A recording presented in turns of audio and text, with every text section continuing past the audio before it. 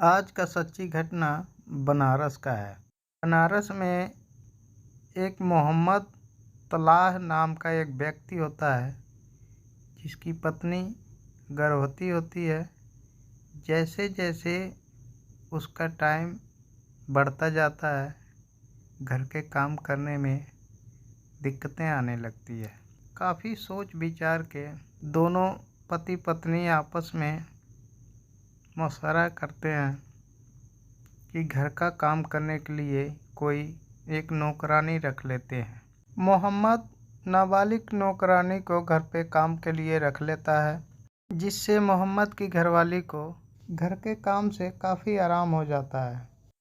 कई बार मोहम्मद की घरवाली जैसे किसी बाहर काम से जाती थी तो मोहम्मद घर पे ही रहा करता था और नौकरानी पे वो गलत निगाहें डालने लगा था।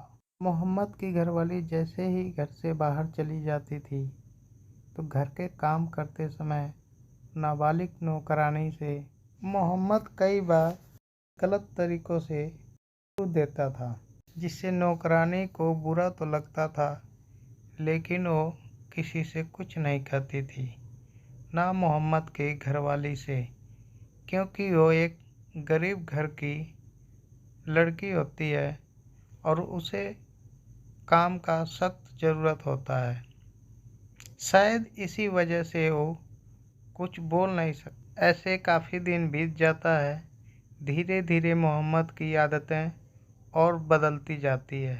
मोहम्मद की आदतें इतनी बढ़ गई थी कि वो धीरे धीरे उसे शोषण करने लगा।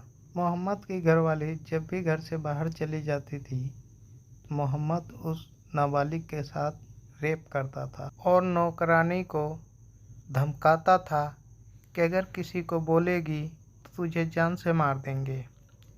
इस डर से शायद वो किसी से कुछ नहीं बताती थी, लेकिन जैसे ही उसकी घरवाली बाहर चली जाती थी तो रोज़ का उसका यही काम शुरू हो जाता था। नौकरानी घर पे ही रहती थी, कहीं उसे बाहर भी नहीं जाने दिया करता था। इस वजह से उसे बहुत परेशानी होने लगा था कि करूं तो मैं करूं क्या और यहाँ से कैसे छुटकारा पाऊं।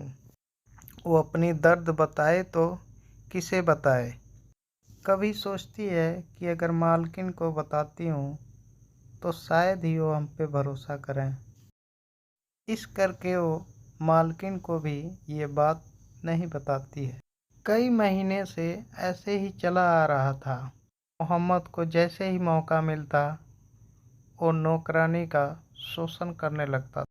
धीरे धीरे कई महीना बीत जाता है और एक दिन किसी तरह वो घर से भाग जाती है और वो कहीं नहीं नज़दीक में इको थाना पड़ता है, वो थाने पे पहुंच जाती है।